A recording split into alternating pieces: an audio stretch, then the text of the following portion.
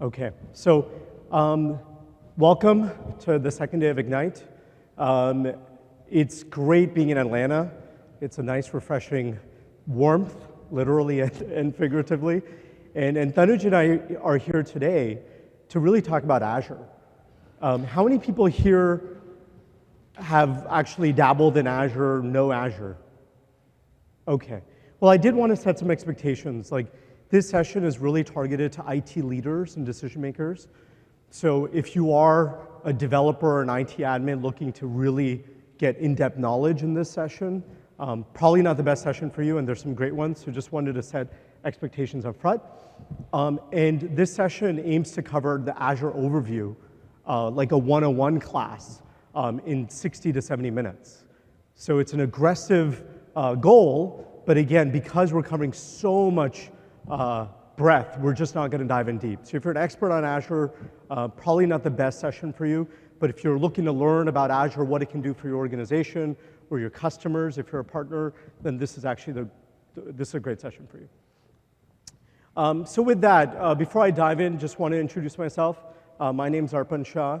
I lead the Azure product marketing team at Microsoft, and with me is Tanuj. And Tanuj will be doing a lot of the demos today, really showing you what the technology can do for businesses. So I thought I'd start with this because I think it's important. We're all technologists at some level, or we've been technologists in a former life. And it's always important to think about, why do we care about technology? And I think Microsoft, and you've seen Satya talk about this, you've seen the keynotes talk about this, is we're really behind this whole focus on digital transformation. And the whole concept behind digital transformation is the fact that technology is growing at a crazy, crazy rate. How many people here took a taxi to the convention center today? How many people took an Uber? Okay, so take a look at the room. 50% of the people took an Uber, and Uber just a few years ago wasn't even around. And today, they're a tens and tens of billion dollar, if not $100 billion company that doesn't own a single car. So the concept of digital transformation is being able to achieve amazing experiences all through technology. And Uber is actually just one of my favorite examples because it's such a different way of thinking about a traditional business. And when you think about organizations, especially traditional ones, like, there were some ones that came yesterday, Accenture was on stage, Tyco was on stage, they're all going through their own transformation. How do they compete? How do they engage customers in this new dynamic way?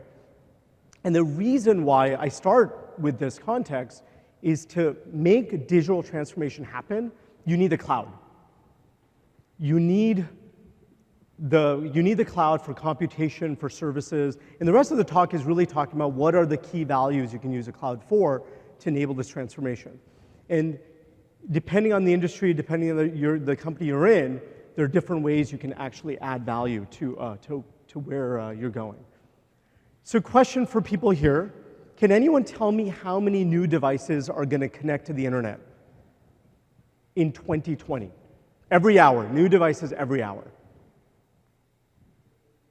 Anyone? Take a guess. A lot? Yeah, a lot's good. And just one more, and I'll tell you the answer in a second. And this one's a good one too. Can anyone tell me what the average age of Fortune 500 company will be in 2010?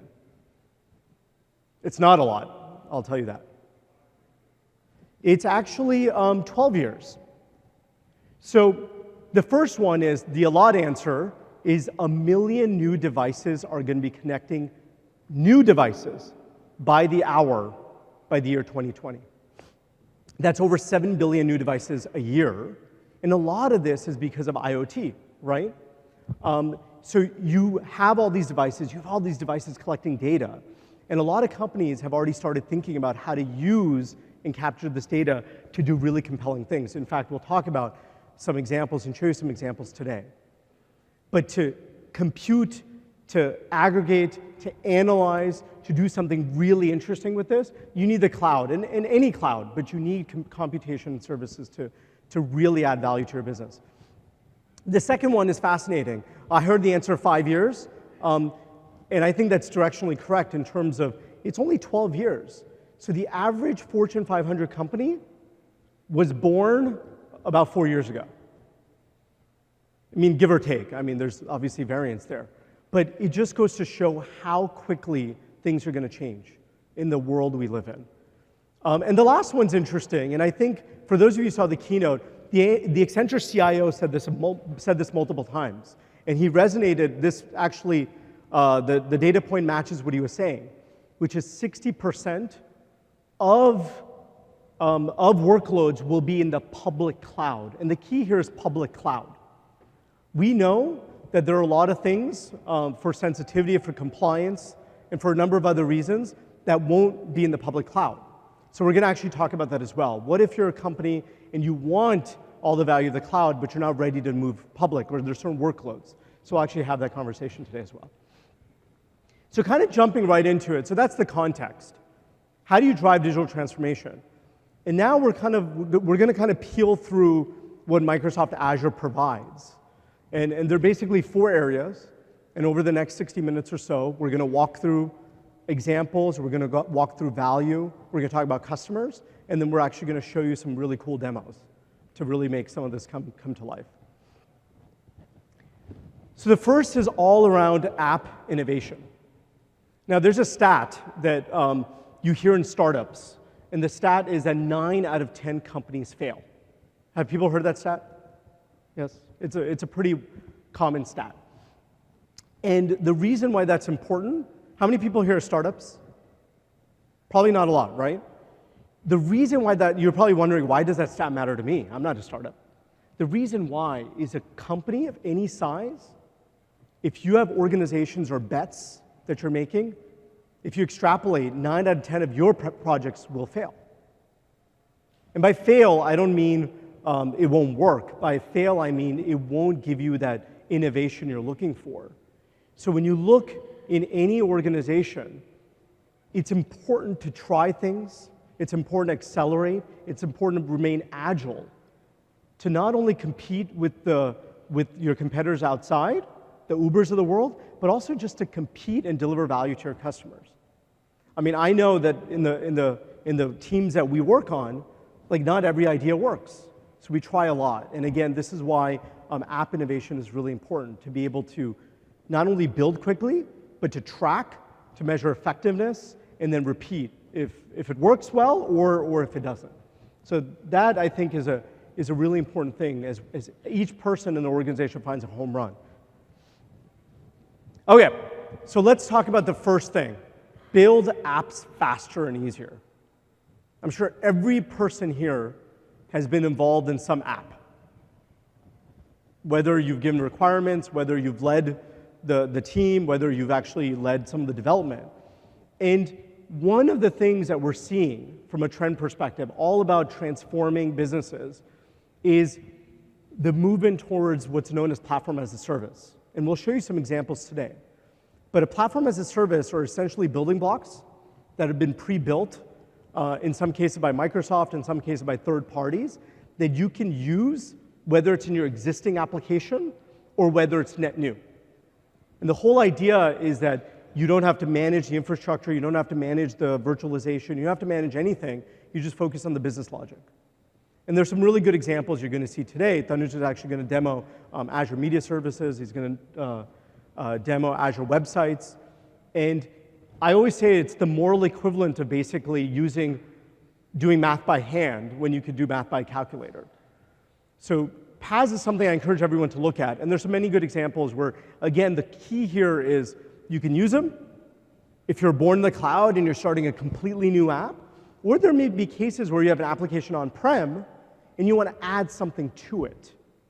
And so that would be a hybrid scenario, but you can literally add a service to your application and actually lighten it up. And so Tanuj, when he shows you Azure Media Services, that's a great just example.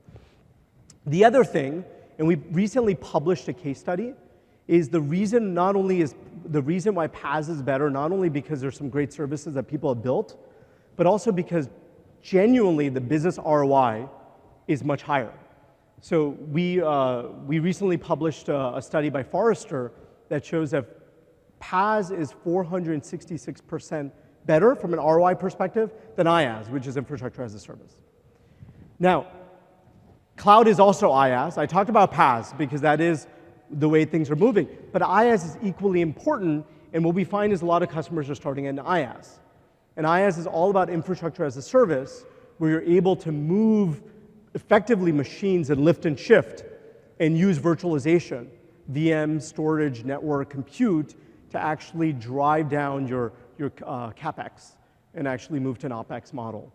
And so people have traditionally seen that as cloud, and I would say that most of the customers are in that phase of maturity where they're moving IaaS, but PaaS is also something where you can start adding value.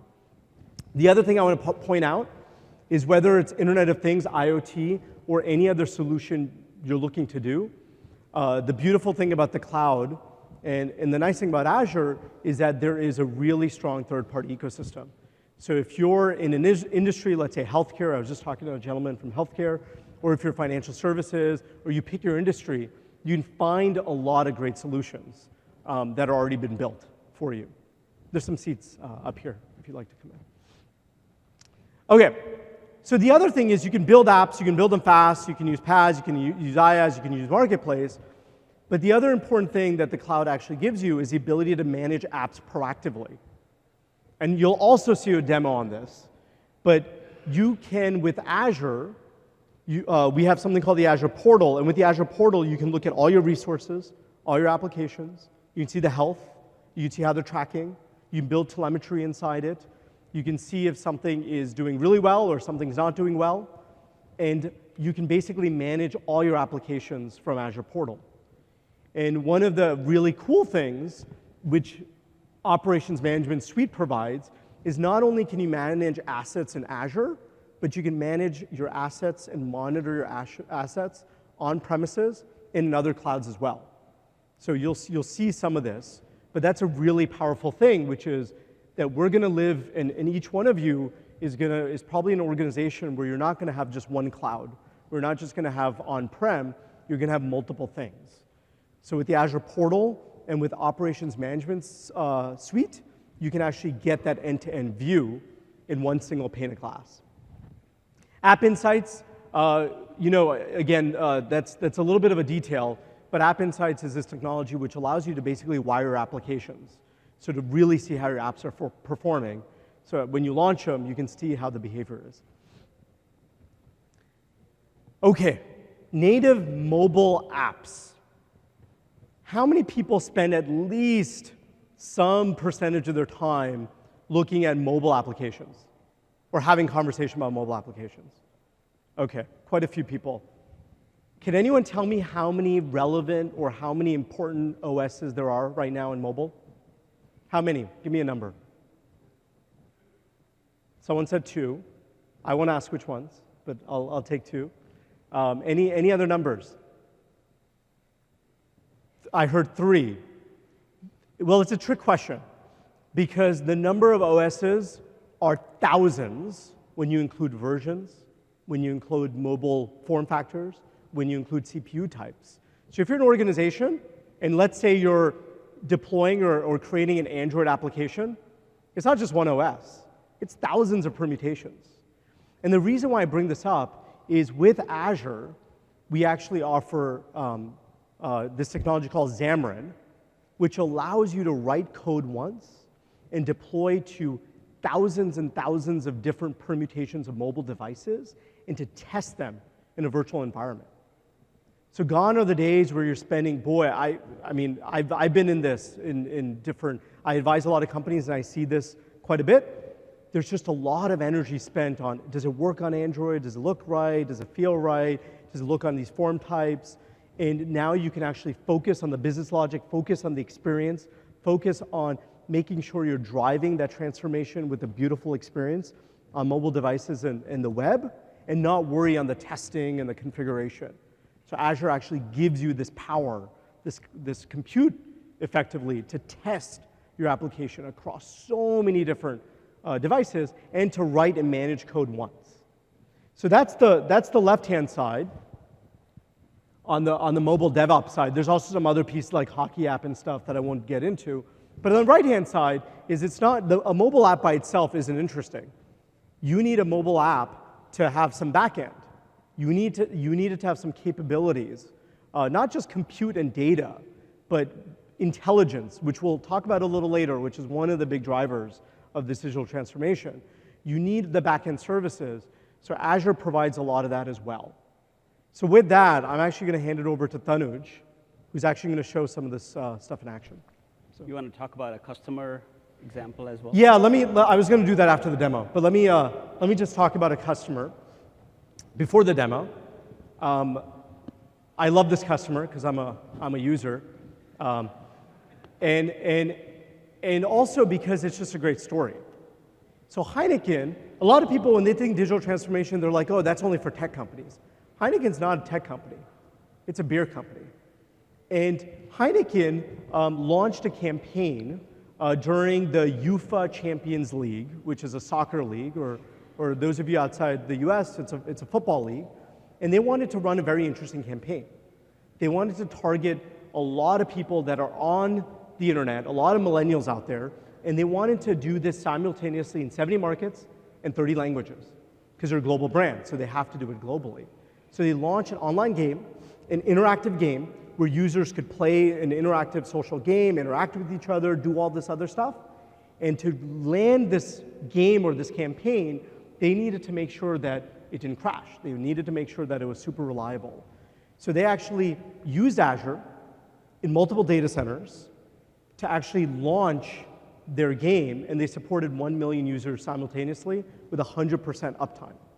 So it's pretty incredible on what they were able to achieve without having their own data center, without doing a bunch of architecture, without trying to do all the load balancing themselves. They were able to focus on the experience, get this out globally, get this out in different languages, and do all that with Azure. And this case study, by the way, is available on Microsoft.com, so you can always read the details later. Go for it. All right. Thank you, Erpin. Hi, everyone. How's everybody doing? All right. Good morning. You stayed up late watching that debate, didn't you? That was fun. All right. So I'm going to show you some interesting stuff here. Let me switch over to my monitor. How many of you have seen Azure Portal before? Oh, wow. Fantastic. So this view you may not be familiar with by now. And two reasons. One, because this view in Azure Portal is very customizable. I'm going to show you how easy that is to do. But also, it's got a net new thing that we just landed on this Friday, which is once you go into the Azure Portal and get started, we will now help you get going with some of the fundamentals inside Azure through this Get Started tile in the Azure Portal. And all I do here is go inside this Get Started for VMs. And what you're going to see are two sets of videos. Of course, additional resources to point you to be able to create these VMs in a very easy way. And essentially, this is a video guide, step by step, taking you through the key elements to consider if you are just starting up with Azure to create a VM. So that's one aspect. The second piece of Azure Portal is it's very customizable. In fact, that customizability of the portal is valued by customers very, very highly. In our research worldwide, it pops as one of the top features inside Azure. And it's as simple as I just hit the edit dashboard. All of these tiles can be moved around. And then you can add additional tiles. For example, if you had SQL as part of your resources and you want to track memory, disk activity, all of that can be done by just dropping these tiles to your dashboard and then having it on that front open dashboard that I showed you earlier. So that's about the customizability. Now, the power of Azure, and Erpin mentioned this under the PaaS framework or platform services, is being able to use these platform services to create powerful apps very, very quickly. And I want to show you how quickly you can do that. Just hitting new here. And then what we're going to do is build a web application. And what you can do with a web app, is actually you can connect, let's say, a website project with a web app. You can load it from Visual Studio or create it through other mechanisms and load it into this web app to create a complete website that can be scaled up or out. And all you need to do here is go into the Web Plus Mobile set of predefined apps, and then select Web App.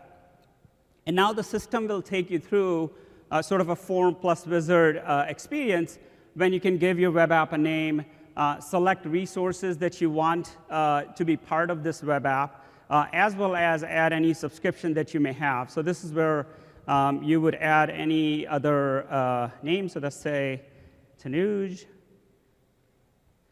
I already have an internal a subscription. I can create a new resource group, and also I can add an app service plan to this web app. And what I'm going to do for our demo is go back here and show you a web app that I already created for us, which is this web app called a coffee shop. And I was just playing around building this website, thinking of Starbucks all around every corner.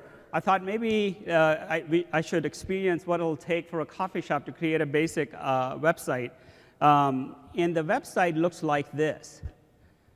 So very simple. You know, we got all the basic stuff that a coffee shop would offer, but in this case, the look and feel is as important. And as a coffee shop, I'm having a hard time competing with these big guys around the corner or multiple Starbucks around the corner. And I want to do something different that they never do. I want to create like a live poetry weekend where I'm going to broadcast it as well as have it hosted at the coffee shop and see if I can get people excited in joining me. And I'm going to do that through Azure Media Services. And that's the power I'm going to show you, a small boutique shop, how they can easily use the power of something like Azure Media Services. How many of you have heard of Azure Media Services? Great. About very few, actually, about 10% of the room. While you may not have used or heard of them directly, but you probably experienced them. How many of you saw Rio Olympics? Come on. All right. Wow. Remained at 50%. Rio Olympics was actually a remarkable event where more than 300 billion minutes of video was streamed through NBC plus Microsoft partnership, and they used media services as the foundation for it. Media services are actually being used by movie and video streaming services. There's a service in UK named Blinkbox that uses media services. Other interesting example is Real Madrid. They're using media services to show shots of or key plays for a game. Now, the interesting thing about these media services is not just a video being served. It's being served in this integrated environment where you can actually, based on the user preference and the videos they're watching, if you're Real Madrid, you can do targeted merchandising, in-app selling to this end user. There's a lot of power in using media services in this context. So let me show you how easy that is to do in our coffee shop environment. So what I have done here is hooked up my computer, its webcam live, through Azure Media Services Explorer. Azure Media Services Explorer is built on C#. It's actually public domain code. You can find the code at GitHub. And all it simply does is it allows you to process, upload, download, encode, decode video streams. And what I'm doing to have some fun this morning is I'm actually live streaming this room. You can probably see that a little bit. Big lights in the back, so faces are not that easy. Yeah, behave over there. And what we're going to do is just integrate this stream in here. And it's as simple as going through the Media Service Explorer and actually just picking up the stream by saying code, get embed code, and then just picking up this stream here. And I'm going to go to my JSP file for that About page and place the code over here. Now, many of you might be saying, yay, code. Other ones are saying, oh my God, that's complex. But the magic here is actually being able to just cut and paste like you would from a YouTube stream, this simple line of code into this about file. And now let's go here again and see how our stream shows up. And I'm just going to open this up. Now, one of the things you would notice is there can be sometimes a little bit of a delay in the stream as well. Right now, it's looking at my table because we have a deliberate 30-second delay inside this video stream in case you want to do inline editing. But essentially, it's live casting from my screen to this coffee shop right now inside this About Us page. That's the power of platform services to be able to go for a simple coffee shop, simple corner shop, and engage their audience through a powerful service like Azure Media Services. So that's all I had to show on the platform services front. Yeah, and now Tanuj is going to show Xamarin, but before he does, I just wanted to call out a couple things. One is, this is just, again, just a simple example of how you can take or light up any application that you may have and add the capability. We picked media services just because everyone understands video. But again, a coffee shop, a small coffee shop that may be launching a site, or one of your IT departments that's trying to do something really interesting with video, you can do that without having a video production team. So one of the other examples that Azure Media Services has is actually being able to do things dynamically with the video, with the cloud. So one of the cool things that we saw one of our IT teams do is actually do a broadcast where they actually had a green screen, and they dynamically changed the green screen real time. So you're able to do all these very interesting, powerful things with video, just as an example, and literally just drag and drop it into your application. So just a nice example of how you can use paths to light up your experience. So with that, do you want to? Yeah, and that's the power of the cloud, right? To be able to democratize this level of technology and not keep it as a big guy's game anymore. Here's the other end of the spectrum. We were kind of behind the scenes with the Azure portal and media services. This is a full environment I'm going to show you with Xamarin. How many of you have heard of Xamarin before? Let me see a show of hands. Yeah, about 40% of the room. So it's an acquisition we made about less than a year ago.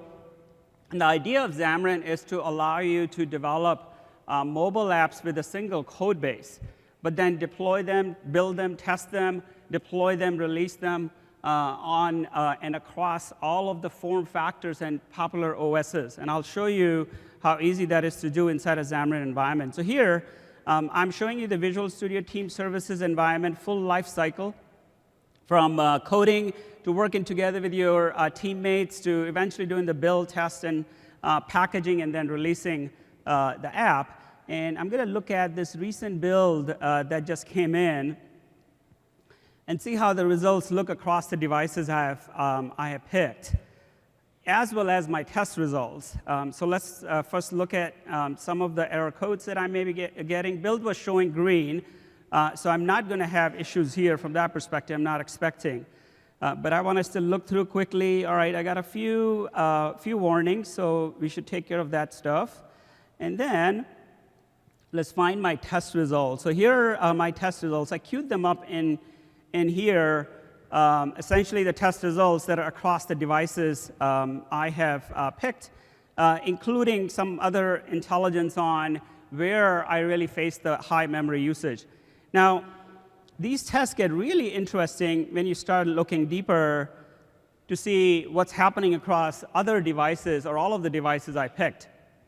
What you see here is a pre-recorded test. So on your left is a pre-recorded test that can be loaded into Xamarin either through an emulator or through a real device. And then you're essentially picking these devices that you want to test your app against. That shows you true feeling of how this app would look, how it'll behave, and in fact test it for these different form factors. Here's an example of how you can pick these devices. And Arpan talked about thousands of form factors, versions out there. Sometimes it's actually hard to fathom, but you start looking here, not only the OEMs of the phones, and not only the OS versions, there are a few shown there that I had picked, but also the memory configuration. Even iOS devices, we got 10 OSs there, and you start adding on the form factors and the different configurations of memory, the devices can explode, number of devices can explode very, very quickly. Imagine doing that by hand. It's kind of your cut and paste analogy or calculating by hand analogy versus using a calculator. So let me show you how easy it is to do these tests. And I'm going to pick, pick this Samsung S7. It's a hot device. So somebody got that joke. And just show you how you can actually experience how this test works through. So I hit playback, pick the S7, and then I can experience it going through all of these tests here.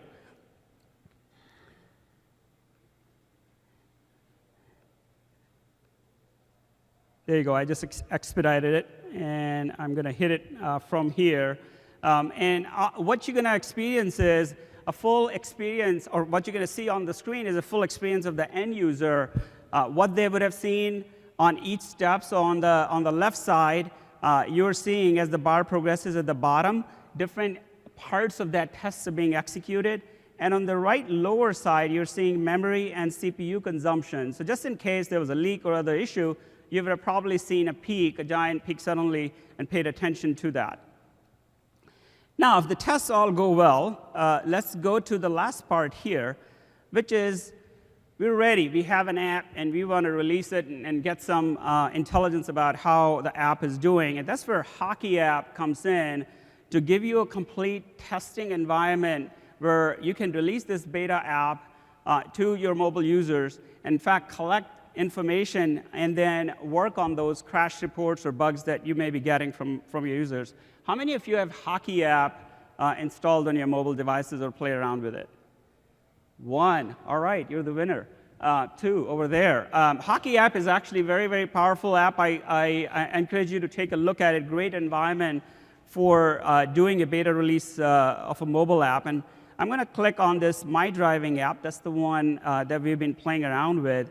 It gives me a full history of what's been going on with my application, how many users crashes. Looks like the app is actually not doing that well right now. We almost got 300 crashes here. And all I need to do is select on, click on those crashes, and I got full crash reports here inside the Hockey App environment, but integrated into the Visual Studio, Team Services, as well as Xamarin.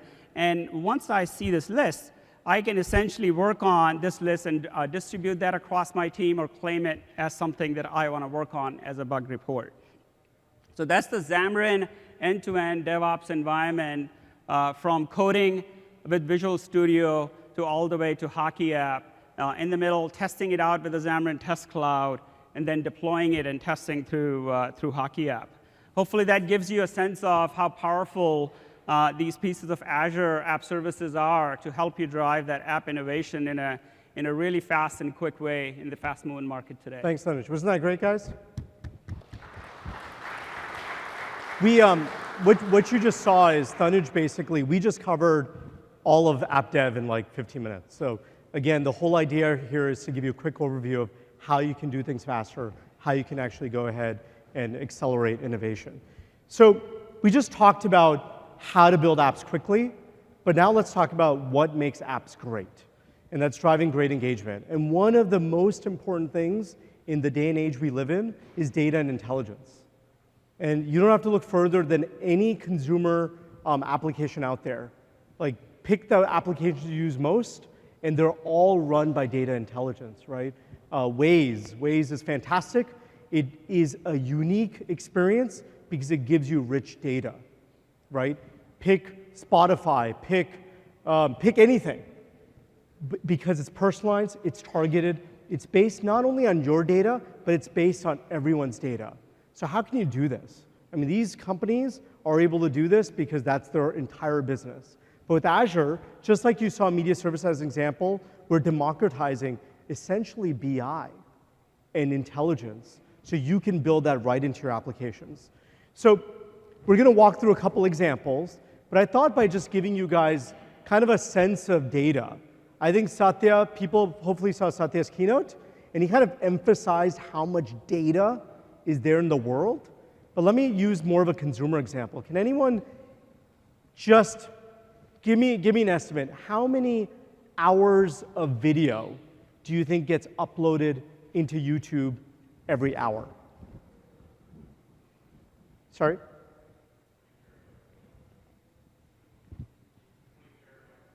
No, time-wise. 72 hours? No, it's about 15 days worth. So what that means is in 1 hour, if you spent the entire time just watching the last 1 hour what was uploaded on YouTube, it would take you 5 years. You'd be 5 years older. And that's just watching 1 hour.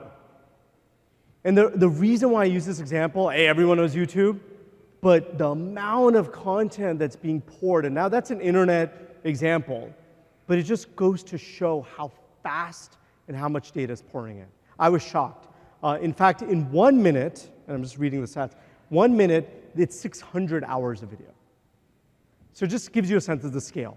And the reason why this data is important is as you build your applications, it's not only important, bless you, it's not only important to think about the data in your organization, which is super important, and even that's growing really, really fast, but it's also important about how do you take that data in your organization and correlate and marry it with social signals and social data. So some examples of companies that have done that well, Real Madrid. How many people outside the US in this? Okay, how many people like Real Madrid? Hopefully? Oh boy, okay. All right, it's always dicey because that's, that's passion. It's like someone talking about the Giants if I'm a Seahawks fan. So anyway, but the whole idea of Real Madrid is it's a really, really passionate football club, and they want to engage with their customers, and their customers are fans. And there is no better or no more critical customer than the fan. So what Real Madrid does is they take data from their internal systems or legacy systems, import them using Azure. Then they take data from social signals, Twitter, Facebook, all the different places, Instagram. They take that, they build a model, and they actually then do targeted outreach to fans. Now, it sounds really simple. You're like, well, yeah, that makes sense. But to be able to do that, to take that amount of data, to be able to run the algorithms, to be able to do the business intelligence, and to be able to do that for a company that's not an IT company is really hard. So Azure enables those types of scenarios. So again, depending on your industry, depending on your focus, there's a lot you can do by being personalized, by being targeted, by creating engaged experiences. And data and artificial intelligence is key to this. So we're not going to walk through, again, there's so many sessions and hours on BI and artificial intelligence, but I just wanted to call out kind of the concepts here. So on the back end, we have Azure provides a lot of tools, and we'll talk about it a little later, to ingest data. We call it ingesting data. Then it provides tools to model data, and then it provides tools to actually expose the data. So another application of having data intelligence is to be able to be targeted and to be able to respond very, very quickly. How many people have bought something on Amazon or retailer website because, well, no, I mean, everyone's done that. Because it said, hey, people like you have done this. How many people have been influenced that? Like, pick a movie channel, pick whatever. Everyone, I'm seeing head nodding. Yeah, absolutely, and it's a great way to discover. And not only does it allow you to help the customer discover, but it allows you to track different types of users as a company, and so you can drive value to them. So in Azure, we provide great tools and templates, and that's some examples on the left-hand side, and there's a big buzzword going on right now called machine learning. We provide templates out there for different verticals, different scenarios, to jumpstart what you're looking to do. So on the business side, your business, if you're in IT, your business leaders say, I need a demand forecasting solution. We have demand forecasting templates. Predictive maintenance is another example that's kind of, it's trying to predict when something's going to break based on other data, based on IoT, based on data we're gathering. If you have light bulbs, it'll tell you which light bulb will go down, just as an example, if you're GE. Vehicle telemetry, a lot of work happening, and Microsoft is partnering with a lot of different companies, auto companies, on just having really smart cars. So we have really good solutions there as well.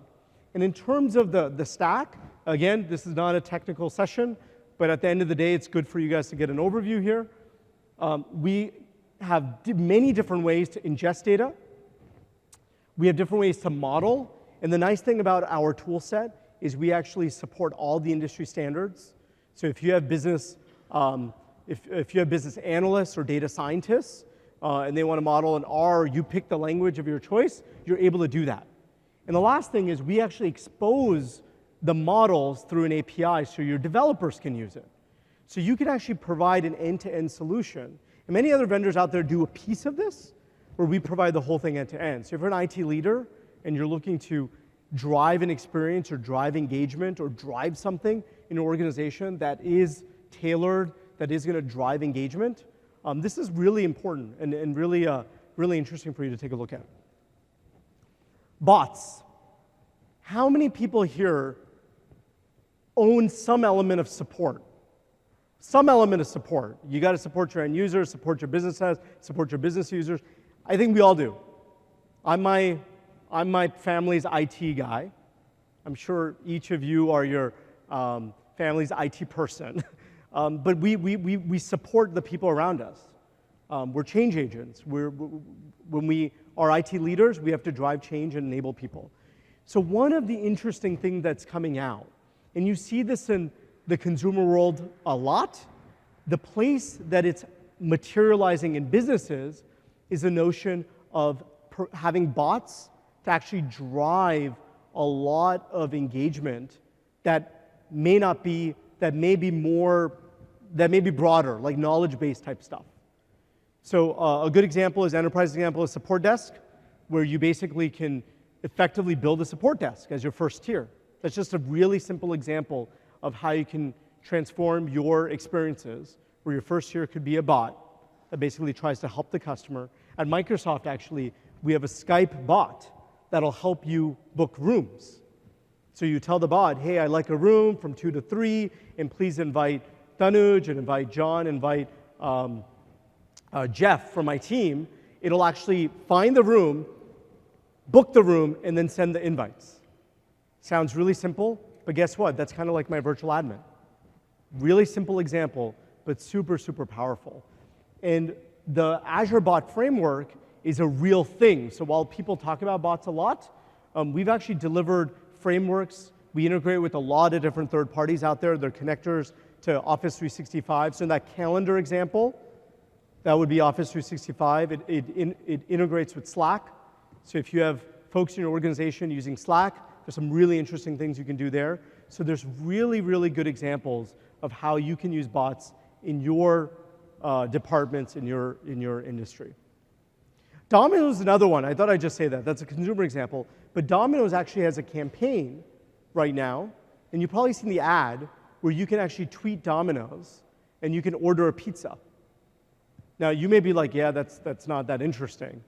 But to a lot of people on Twitter, it's really convenient. So you can go ahead and tweet, hey, I like a pizza.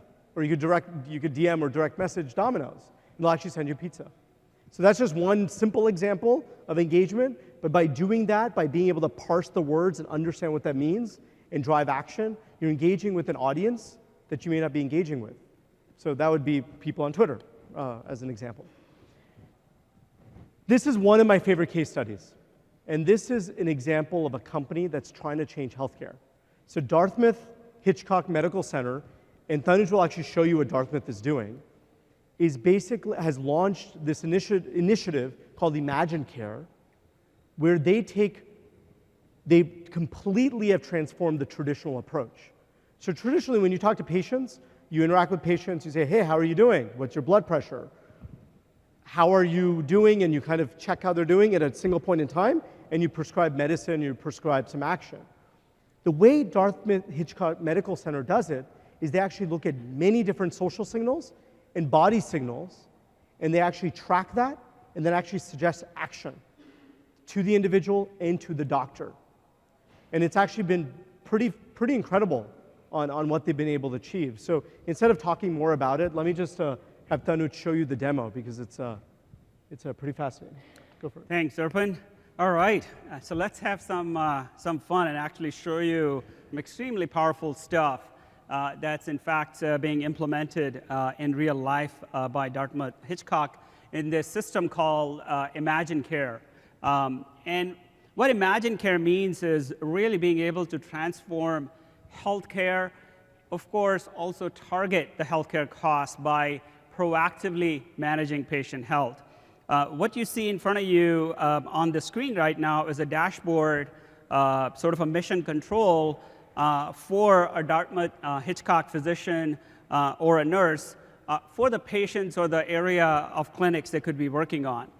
And in order for me to do this demo, because I'm going to show you how they're proactively using even sensors, including, let's say, a band or a connected scale or other connected monitoring device, I need a volunteer from the crowd, and I signed up Ralph over there. So Ralph, you want to come up here on the stage? And I'm going to give Ralph this band. Come on up here. Thanks for being a good sport. All right, so we want you to put this band on. And we just met Ralph, so this is not, this is not set up.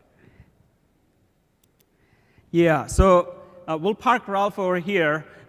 Very shortly, you're going to see Ralph's heart rate on the screen. I'll show you. But in the meantime, every other data that you see is not Ralph's data. You're not going to see Ralph's vitals and so on. So I'll get to your, yeah, thank goodness. I'll get to Ralph in a second. But what you see here in Mission Control is the map of the U.S. Of these actually nearby states. And the red clinics here essentially show a challenge in terms of incoming patients and repeat patients. What we can learn by clicking on the clinic itself and drilling in further, it looks like 3% of the cases here are getting repeat offenders coming in, as in same case of sickness.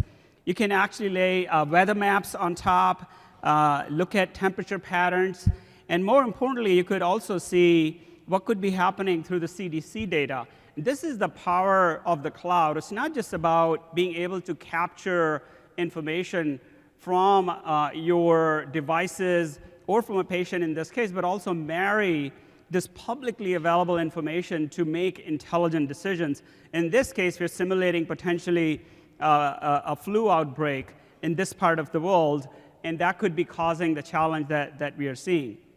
Now, more interestingly, you can actually see the patients here listed that are risky from a nurse's perspective. And Ralph here is going to play the role of Ben Andrews. Ben is listed at the top because he's showing the risk of coming back coming back to the clinic.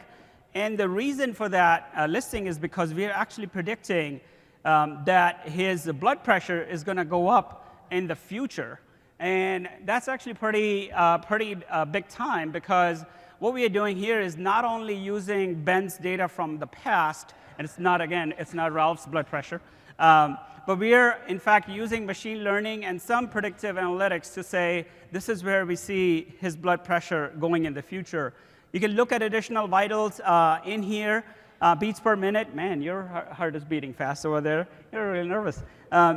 And then this is the heart rate for Ralph. And just to get it up there, I don't even need to ask you to do jumping jacks. I was going to ask you to do jumping jacks. Okay, do you mind doing that show for the crowd? As he does go ahead, and there you go.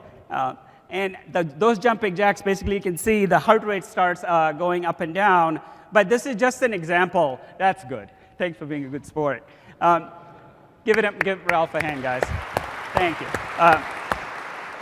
This is just a simple demonstration of one device. Of course, Ralph in this case could have been getting other sensory information as well that would have helped in his care. And thanks for being a good sport. Really appreciate it. I'll take that one back from you. You don't get to carry that, but you do get to carry a new one. Thank you for being a good sport. Yeah, appreciate it.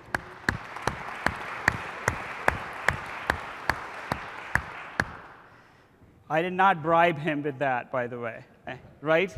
You didn't know I was going to do it. All right. So one last thing in here is actionability of this information. And as we saw, the blood pressure is the one that's kind of trending up and is worrisome. You can, in fact, further look into the details of what could be happening here, if there are any other sudden weight gains over last few months. And then this is the predictive sort of a future graph of readmittance risk.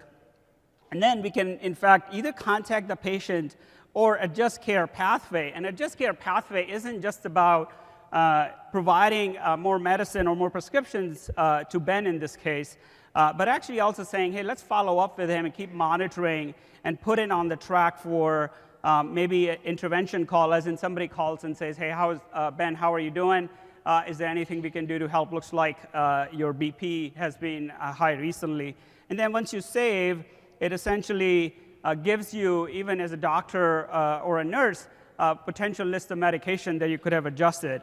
And then once that's done, that order actually gets put in, and that order could be, again, for a call center to call or check in, or all the way to the other extreme of being able to follow up on a prescription with a pharmacy. So hopefully that gives you a good sense of an end-to-end scenario, real scenario in practice with Imagined Care, the power of IoT and devices coming into Azure, combining that with machine learning and analytics to be able to predict a patient's chance of coming back to clinic, and then eventually using that with the goal of driving healthcare costs and insurance costs lower, and of course, better patient care. Thanks, Tanuj. Thank you. Great. And as Tanuj said, this is actually a real case study, not real data, but a real case study. So again, just a good example of the first part was all about how to do things quickly. The second part is how to do things smartly. So you just saw a really good example of how you can take intelligence and data and build some incredible experiences. So the third pillar is really around openness and flexibility. And the world we live in right now is changing rapidly. So one of the things that Azure has become, and it's our mission, is to be a completely open platform. And so what that means is that you as a company, how many people here use open source technology? A lot of people, right? So I don't know if you guys read the news, but I think it was last week or 2 weeks ago, there was some press around this that Microsoft is the #1 open source contributor in GitHub. So, which is pretty incredible. I mean, we've open sourced PowerShell, we've done a lot of other interesting things. We're releasing SQL on Linux. So there's some really great energy at Microsoft around contributing to the open source community, as well as supporting a lot of other platforms like Linux and other open source. In fact, in Azure, we have more than 1 out of 3 VMs running on Linux. So we're actually seeing a lot of great traction on that front. And the reason why this is all important is, like many of you have demonstrated, is at least 40 to 50% of CIOs see open source as an important part of the strategy. So even if you may not be thinking about open source right now, it's good for you to know that you have that option. You have the option to try different things. You have the option to host different types of solutions in one environment. The other thing, this is a key differentiator for Microsoft. How many people have some on-prem application? I'm sure everyone has some on-prem application. So Azure we've done a lot of work to actually extend and integrate on-prem with cloud. And I'm going to give you another example and just a little bit of a real customer, but you can use Azure AD, for example, as a single authentication to go on-prem and cloud. You can use backup and restore for on-prem applications with Azure. So the meta point here is that it isn't I'm going all in the cloud, or it's not I'm staying on-prem. The world isn't black and white, and the real important thing here is that Azure has a really compelling hybrid strategy. And I'll give you an example of a customer that actually uses it really well. But again, there's so many different components, so really thinking about where do you want to drive change, where do you want to drive integration, and then picking those components, and you're able to go do that. And this one is extremely different. So there are a lot of companies out there that talk about a hybrid, and when they talk about a hybrid, they're talking about integration, and they're talking about extension. But this one is where we actually are developing technology to deploy the cloud, or deploy Azure, if you will, on premises. And it's something called Azure Stack. And so what that means for you is if you're an application developer, it means you can write an application once and then deploy it on-prem or in the cloud. You don't have to rewrite your application. If you're an IT professional, you could take advantage of all that the cloud gives you and still run it on-prem. So we actually give you those capabilities to scale out, for example, and scale up, and you can manage it on-prem. And if you're a CXO, you have that option value, and you have that certainty that as you move and as you decide where you want to be, you're actually in a great space, starting with on-prem technology. So this is really interesting for people. Again, depends on where you are. What we find is people in certain industries where they may have a compliance need or they may have an enterprise need to stay certain things on-prem. This is attractive to those companies. But again, this is bringing that innovation on-prem and giving you that value to go to the cloud in the future. Okay, so I'll just give you a quick case study here. I think it's a really interesting one. And then Tanuj will show you OMS, which is this hybrid management tool that allows you to manage resources in Azure, on-prem, and in other clouds, and we'll just do a quick tour on that. But Generali is an Italian company. Anyone from Italy here? Yes? One? Maybe? Okay. So Generali is a company in Italy, and really interesting story. They had a subsidiary in the US, and they used to work with that subsidiary to do backup of their on-prem solution. Now, can anyone just throw out a number? Can anyone tell me how long it used to take them to back up their data and restore it? Just throw a number, anyone? 2 days. It was days. It was like 7 days. So it was days. And what happened was the subsidiary actually spun off. And then Generali decided, wow, like what should we do now? Like our old solution isn't there anymore. So with that change, they looked at different options besides doing on-prem backup, backing up to tape and then restoring it. And so they looked at Azure, and now they use Azure Backup for their on-prem systems. And what used to take days now takes minutes. In fact, I think it's 1 or 2 minutes to actually do a restore of their data, because you're continuously backing up and then you can restore quickly. So again, just a simple example of how, even if you're not ready to go 100%, for certain workloads, hybrid makes a lot of sense. And backup and restore is actually one of the most popular solutions out there for enterprises who aren't ready fully to move, but it still gives them that value and that agility. So with that, we're going to do a short demo of OMS. All right. Hello, everybody. You're still with us? My last demo, I'm back. So we've been on a journey here together. We played around with the video stream and media services. We looked at the Xamarin environment. Then we had some fun with the Imagine Care demo with Microsoft Band. I want to bring you back to the world of security and threats and really critical and important stuff in all seriousness that you can actually manage through the Microsoft Operations Management Suite. How many of you have heard of OMS? All right, good, about 30% of the room. So OMS essentially allows you to manage your IT systems. Arpan talked about OMS in the context of hybrid, but not only hybrid, also multi-cloud environments. And over time, as you know, operations and security are kind of coming together. It's becoming one thing, and the same teams continue to look into the security issues as well because of the proximity. So we have great stuff here on security and threat intelligence here as well that I will show you the power of. So this is the basic Azure Operations Management Suite dashboard. Here, what I'm showing you is just the top level, some customization with solutions that I have already done. This is not the default dashboard you would see, of course. And we'll drill into a few of these to give you a real flavor of the power some of the Azure monitoring in here. Azure, of course, I can go on and show you an hour-long demonstration. But what I want to show you is some non-Microsoft, non-Azure stuff.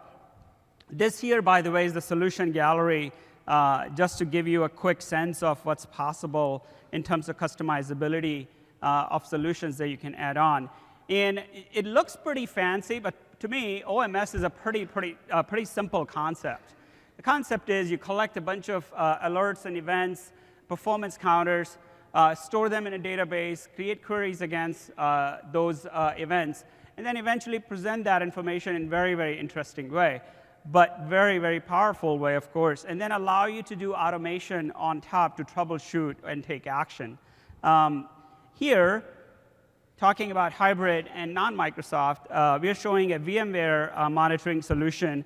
So we've been collecting data from VMware hosts, and as I scroll right, you can actually see additional information that could be useful, from machine activity to disk activity, and even more recommended searches as in recommended queries for these VMware VMs. Now that's, let's say, potentially a hybrid scenario. Now, another interesting one, and we see it happening often, is multi-cloud with AWS and Azure. And in this case, OMS is capable of going cross AWS regions and collect all of that data to present that in this single pane here. Again, as you scroll to the right, you're going to see EC2 VMs and various interesting piece of information on these VMs. And of course, again, you can customize the dashboard fully or add additional queries. Now, lastly, I want to show you how powerful security and audit and threat intelligence can be for us.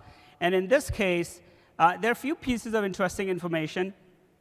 On the left side here, what I'm showing are more of the network issues from anti-malware assessments here to update assessments. And in fact, more interesting is computers missing security updates.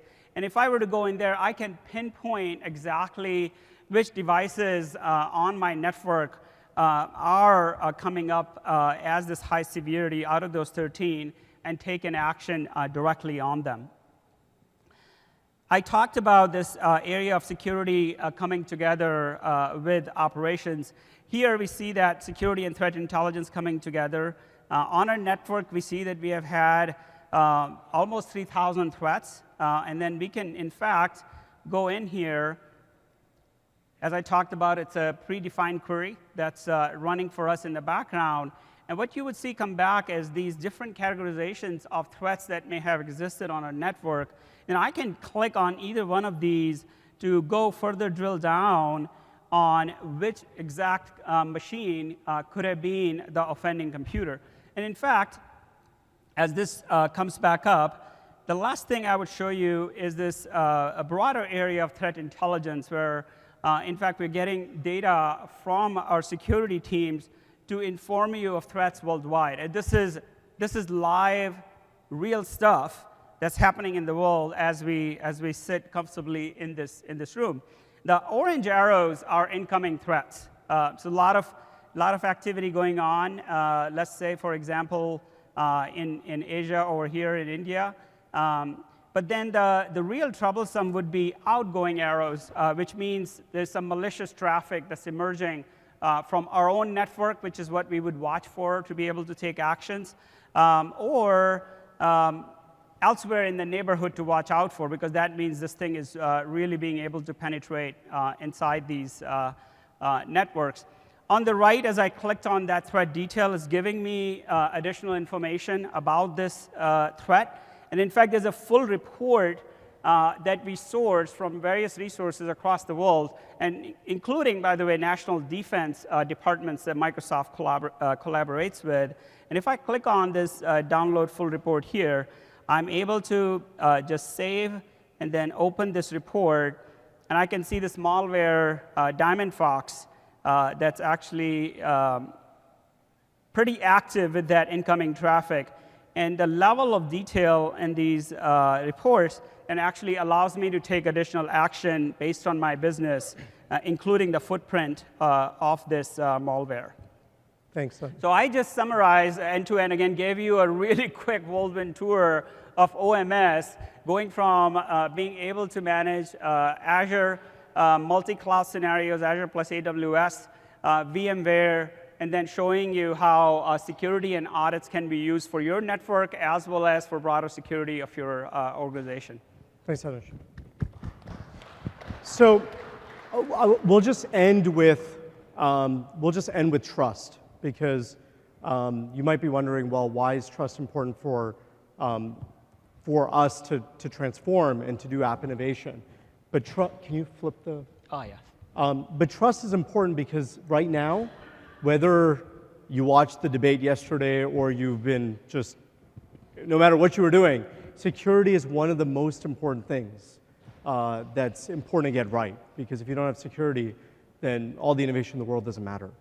And the thing I want to impress upon you is that when it comes to Microsoft and when it comes to Azure, we invest billions of dollars in security, and we do some very unique things. So what Thanuj showed you was real. Like, we're actually showing you real threats around the world that are happening and ones that we're addressing. But I thought I'd just give you a little bit of insight on what we do. So at Microsoft, one of our ways or approaches for security is something we call assume breach. So we're in a state of constant paranoia. And paranoia is good. We have a team, a red team and a blue team. One team focuses on trying to hack into the Microsoft systems, and the other team focuses on detecting and mitigating it. And this allows us to get ahead of hackers. This allows us to understand and patch things as quickly as we can, so we get the smartest hackers on the planet to hack our systems.